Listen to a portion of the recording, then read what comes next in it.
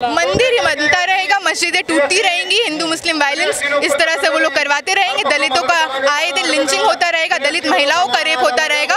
और ये है उनके प्रगति का डेफिनेशन। भारत संविधान पे चलता है, मनुस्मृति पे नहीं। ये जान लेना होगा बीजेपी आरएसएस को। ये बोला जा रहा है अगर दलित हो, अगर आदिवासी हो, अगर महिला हो तो भूल जाओ कि 4 साल का डिग्री लोगे, 1 साल का सर्टिफिकेट लो और निकलो, क्योंकि ये पॉलिसी वो पॉलिसी है जो स्टूडेंट को, यूथ को चीप लेबर के रूप में मार्केट में निकालना चाहता है। टैलेंट तो क्या मिलेगा, और बेरोजगारी बढ़ेगी, और बेरोजगारी बढ़ेगी, और जो मतलब बीए करके एमए करके जो लोग बैठे होंगे वो ठेले लगा रहे होंगे, दुकानें खोल रहे होंगे। तो मेरे खुद के घर में इस तरह के लोग हैं ना, मेरा कुछ अलग नहीं है। बिल्कुल, मैं खुद ऐसे घर से आती हूँ जहाँ पे ये जो नफरत की राजनीति है लोग एकदम अडैप्ट कर चुके हैं।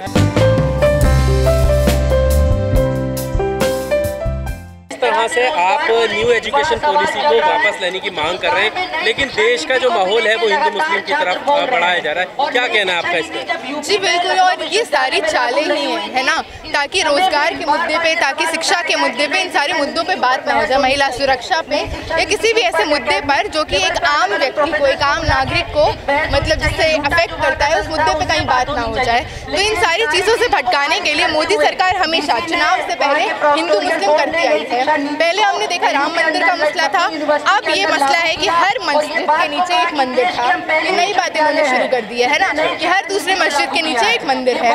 तो ये सारी जो चीज़ें, चाहे हम जहांगीरपुरी का वायलेंस देखें, और जब रामनवमी का समय चल रहा था तब यह इस तरह का तमाम वायलेंस गोवा में, गुजरात में, मध्य प्रदेश में, देश भर की तमाम जगहों पे हुआ है। उसके बाद इसका सबसे ज़्यादा श्रेय, ये नफरत फैलाने का सबसे ज़्यादा श्रेय गोदी मीडिया को जाता है, क्योंकि जब भी ऐसा वायलेंस होता है तो दिखाया जाता है हिंदू मुस्लिम दंगा हो गया, जबकि वो एक तरफा मुस्लिम कम्युनिटी पे अटैक होता है। पर ये भी तो कहा जा रहा है कि जो इतिहास है उसे गलत पढ़ाया गया है, और जो चीज़ें निकल रही हैं वो उसमें निशान दिखाए जा रहे हैं। अभी नया वीडियो भी आया है, इस पर क्या कह रहे हैं? क्योंकि आरएसएस बीजेपी का तो पूरा राजनीति ही इतिहास बदलने के बेसिस पर है ना। अगर आप देखेंगे तो वो कहते हैं गोलवलकर और सावरकर जैसे लोग, सावरकर मतलब नेशनलिस्ट मूवमेंट में उन्होंने बढ़ चढ़ कर भाग लिया, पर हमें पता है कि सावरकर वो था जो माफीनामा भेजा करता था अंग्रेजों को, जो अंग्रेजों के आगे झुक गया। जब हम ऐसे लोगों को स्वीकार करते हैं तो क्या हम भगत सिंह जैसे लोगों को, भगत सिंह जैसे वीर लोगों को नकारते नहीं हैं? तो ये लोग का तो पूरा नीति ही इतिहास बदलने का है। डीयू का मैंने हिस्ट्री ऑनर्स किया है, अंडर ग्रेजुएट का हिस्ट्री का जो कोर्स है उसको पूरा संस्कृताइजेशन कर दिया गया है। मतलब जितने भी ऑथर्स हैं, चाहे इरफान हबीब जैसे हों, आरिश शर्मा जैसे हों, इनको हटा दिया गया है, और ऐसे ऑथर्स जो अपर कास्ट है, अपर कास्ट ब्राह्मण है, जिनका हमें कभी कुछ सुना भी नहीं है ना, वैसे ऑथर्स को सिलेबस में डाला गया है। तो आप ये देखिए, आप हिस्ट्री के स्टूडेंट्स हैं जैसा आपने बताया, तो हिस्ट्री में अभी जो पहले की हिस्ट्री की किताबें थी उसमें भी क्या बदलाव आया है? किस तरह इन्होंने जो सिलेबस को, जैसे आपने कहा कि जो राइटर थे उनको बदला गया है, तो उसमें फिर हिस्ट्री भी बदली गई होगी? बिल्कुल, हिस्ट्री बदला गया है, पॉल साइंस बदला गया है, सेक्युलरिज्म जैसे सब्जेक्ट्स को हटा दिया गया है। मतलब सेक्युलरिज्म के जो चैप्टर हैं, इन चैप्टर्स को हटा दिया गया है ना। और इस तरह के चैप्टर है कि मतलब भारतीय संस्कृति पे चैप्टर है, और वसुदेव कुटुंबकम पर हिस्ट्री के अंडर ग्रेजुएशन में ये सारी चीज़ें पढ़ाई जा रही हैं। कोई एतराज़ नहीं है इन चीज़ों से, पर ये चीज़ डालने के लिए आप क्या हटा रहे हैं? आप इस्लाम जैसे टॉपिक्स को हटा रहे हैं। इस्लाम का जो पूरा रिलीजन हमें पढ़ाया जाता है, सेकंड सेमेस्टर में पढ़ाया जाता है, आप ऐसी चीज़ों को हटा रहे हैं। तो इसका सीधा सीधा मोटिव दिखता है कि किस तरह का जो आपका इस्लामोफोबिया है, अब बढ़ चढ़कर आप अपनी पॉलिसीज़ में, अपने एजुकेशन में, हमारे मतलब कैंपसेस में ला रहे हैं इसको।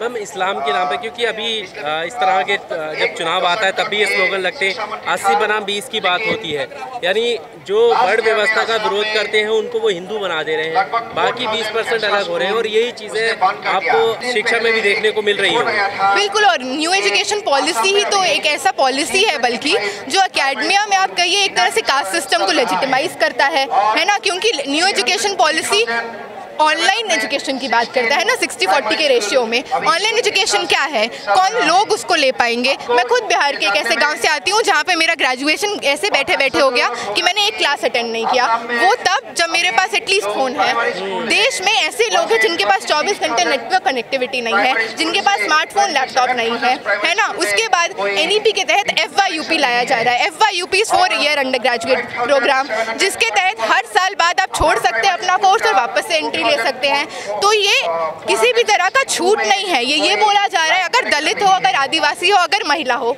तो भूल जाओ कि 4 साल का डिग्री लोगे, 1 साल का सर्टिफिकेट लो और निकलो। पर ये तो अच्छी बात है ना मैडम, अगर कोई बीच में छोड़ देता है उसे 2 साल का डिप्लोमा तो मिलेगा। आप ये देखिए ना, वो किसी भी तरह की छूट नहीं है। हम मजबूर होंगे, मान लीजिए मेरा एडमिशन उस कोर्स के अंदर होता तो मैं जिस घर से आती हूँ मेरे घर वाले बोलते कि नहीं सर्टिफिकेट मिल रहा है ना, ले लो सर्टिफिकेट, लो निकलो, शादी कर देंगे। और जो वो लोग ऐसे घरों से आते हैं जिनके पास आर्थिक इस तरह का एक मतलब सपोर्ट नहीं है, उनके माँ बाप मजबूर होंगे कि सर्टिफिकेट और डिप्लोमा लो और निकलो, क्योंकि ये पॉलिसी वो पॉलिसी है जो स्टूडेंट को, यूथ को चीप लेबर के रूप में मार्केट में निकालना चाहता है। क्योंकि FYUP के अंदर आप जो भी मान लीजिए history honours, pol science honours, maths honours, आप कुछ भी करना चाहते हैं, पहले 1 साल आपको कारपेंट्री, योगा, ये सब सिखाया जाएगा। तो ये क्या ये कहने का तरीका नहीं है जो वर्क सिस्टम और इस तरह का सिस्टम कहता है कि अगर तुम्हारा बाप कारपेंटर है, अगर तुम्हारा बाप बढ़ी है और अगर वो मतलब एक तरह से बार्बर है या कुछ है तो तुम भी वही करोगे। कारपेंट्री सिखा के भारत में किसको जॉब मिलेगा? कह रहे हैं तमाम लोग परंपरागत काम अपना भूल गए ना। आप लोग दलित को जो काम दिया था वो आपका IAS बनना, कोई अधिकारी बनना, कोई डॉक्टर बनना है ना। भारत संविधान पे चलता है, मनुस्मृति पे नहीं, ये जान लेना होगा BJP RSS को। बिल्कुल कोशिश है और इसी कोशिश के विरोध में आप यहाँ पे देखिए आज कितने लोग एकत्रित हैं और ऐसे और लोग आएंगे। हर एक वर्ग जो पिछड़ा हुआ है, चाहे वो वर्किंग क्लास हो, चाहे वो आदिवासी हो, दलित हो, महिला हो, किसी भी कम्युनिटी का हो, सब एक साथ आएंगे।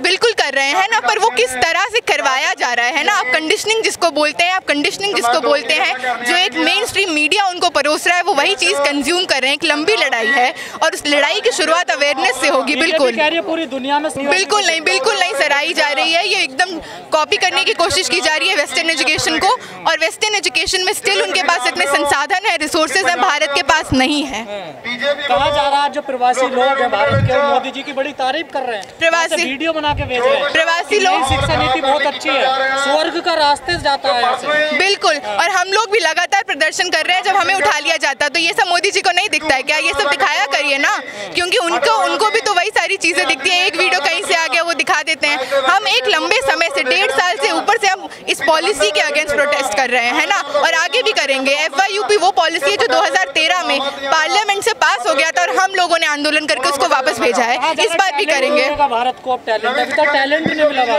टैलेंट तो क्या मिलेगा, और बेरोजगारी बढ़ेगी और जो मतलब BA करके MA करके जो लोग बैठे होंगे वो ठेले लगा रहे होंगे, दुकानें खोल रहे होंगे। जी तो कहते हैं ये पकोड़े बनाइए। बिल्कुल वही कर रहे होंगे, वही करना ही पड़ेगा और कुछ बचेगा नहीं। वही करना पड़ेगा। जी बिल्कुल, मैं ग्रेजुएट हूँ, कौन सी नौकरी मिल रही है मुझे? कोई नौकरी नहीं मिल रही। और जो FYUP से पढ़ के निकलेगा उसको और कुछ नहीं मिलेगा। तो भारत विश्वगुरु नहीं बनेगा? बिल्कुल नहीं बनेगा। कह रहे मंदिर बनना, भव्य विश्वगुरु बनने वाला। मंदिर ही बनता रहेगा, मस्जिदें टूटती रहेंगी, हिंदू मुस्लिम वायलेंस इस तरह से वो लोग करवाते रहेंगे, दलितों का आए दिन लिंचिंग होता रहेगा, दलित महिलाओं का रेप होता रहेगा, और ये है उनके प्रगति का डेफिनेशन। क्योंकि अगर लोग पढ़ जाएंगे तो लोग सवाल करेंगे ना। लोग उनका जो चाल है, जो प्रोपेगेंडा है, जो हेट्रेड का जो पूरा मोटिव है, जो शिक्षा ना देने का, रोजगार ना देने का, आप देखिएगा भारतीय जो करेंसी है उसका लगातार दाम गिर रहा है। इन सब चीजों पर कोई बात ना कर ले, महंगाई पर, इसलिए शिक्षा नहीं दी जा रही है। आंदोलन कर रहे हैं, शिवराज का बेटा विदेश से जाकर LLB की डिग्री। बिल्कुल, और हम आंदोलन कर रहे हैं, और वो किसका बेटा है जो विदेश जा रहा है? आप ये भी देखिए, है ना। अमित शाह का बेटा नहीं है जिसको सफर करना पड़ रहा है। अमित शाह का बेटा वो नहीं है जिसको अगर ऑनलाइन क्लास हो जाता है तो घर पे बैठा रहेगा और उसको डिग्री छोड़नी पड़ेगी, है ना। वो लोग वो हैं जिनके बच्चे सेटल्ड हैं, वो लोग वो हैं जिनके बच्चे ऐसे पैमाने पर हैं जो उनको फर्क नहीं पड़ता, और वो बाकी लोगों के अंदर इस तरह का हेट्रेड भर रहे हैं कि उनको नहीं समझ आ रहा है। फर्क तो उनको भी नहीं पड़ता जो शोभा यात्रा में जाते हैं। बिल्कुल नहीं जाते हैं। मेरे खुद के घर में इस तरह के लोग हैं, है ना। मेरा कुछ अलग नहीं है। बिल्कुल, मैं खुद ऐसे घर से आती हूँ जहाँ पे ये जो नफरत की राजनीति है लोग एकदम अडॉप्ट कर चुके हैं।